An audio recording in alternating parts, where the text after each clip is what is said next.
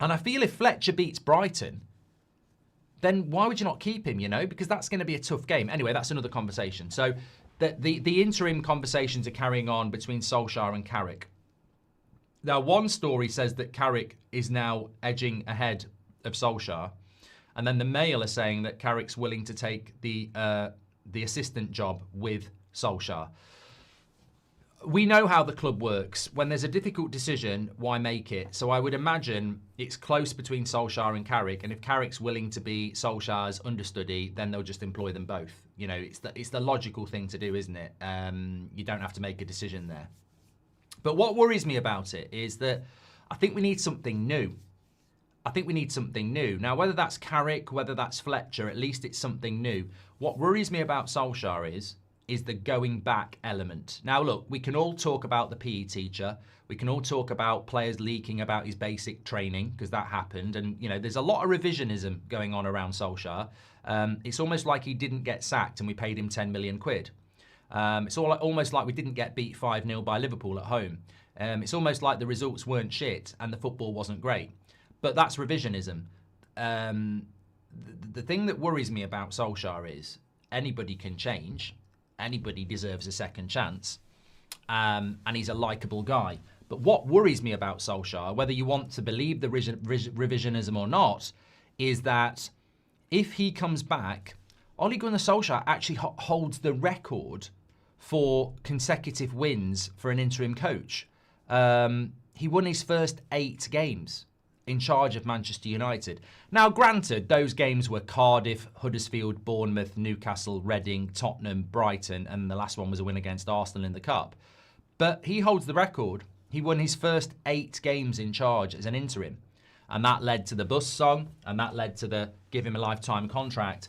What worries me about Solskjaer is, and this is why in life I don't believe in going back. I've seen it so many times. Like, we went back to Centre Parks this Christmas, right? Last year, we went on a family break, wider family, to Centre Parks, yeah? Stayed in a lovely lodge, and it was brilliant for 3 days. There was, I think, Fury fought Usyk. We watched that on the Saturday night at the sports bar. They had a lovely festive thing you could get, which was festive chips, which was chips with gravy and stuffing and cranberry sauce and everything. It was really, really nice. Did the swimming, went to the local bar. It was great. We had a Christmas dinner. We did Secret Santa. It was brilliant. Just before Christmas this year, we went to the same place to replicate it. And there was nothing wrong with it. Year 1, it was a 9 out of 10. I'd say this year, it was a 7. There was nothing wrong with it. We didn't do anything different. We did everything the same. But it just didn't feel the same. It just didn't feel the same. It didn't feel as magic as the first time. And to be honest, I don't think it was as good as the first time, even though there's no reason for it, right? I also know friends that have gone out with people, broken up, and then they get back together. And my advice has always been, don't do it, because the reason you broke up will still be there, and there'll be hidden resentment, even though you pretend you're going to do it. And lo and behold, 2 weeks later, they'll break up and you'll say, why did you break up? And they'll go, well, the sex was good. It always was. But it's the constant nagging about leaving the toilet seat up and, you know, she always wants to be early for everything and, you know, she won't let me watch this sort of stuff. And the same things start to happen again. So what worries me about Solskjaer is, it's exactly that Centre Parks thing. It's exactly going back in a relationship. You think back on the good stuff. You think about the sex. Now, that doesn't involve Solskjaer. But you think about, you know, the sports bar. You think about all the good stuff and nostalgia kicks in. And you forget the bad stuff. Yeah? You forget the bad stuff. And the reality is, what worries me about Solskjaer is, he comes in, we remember the songs, we remember the vibes, but we forget all the bad stuff. And the minute there's a bad performance, which there's inevitably going to be with this set of players, there is inevitably going to be losses. I mean, what if he beats Man City, right? And everyone's going, oh, Liz at the wheel. Tell me how good does it feel? Oh, we've got, you know, we beat Man City in the Manchester derby, and, you know, Wilcox is there with his top off saying, I told you, Wilcox wonderful Wilcox, walking in a Wilcox wonderland, you know?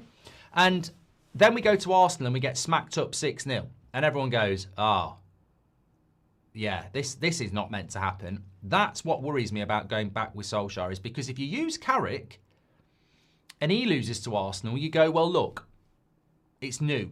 We've never been here before. You know, we've got a crap team. It's going to take time. You know, give him time.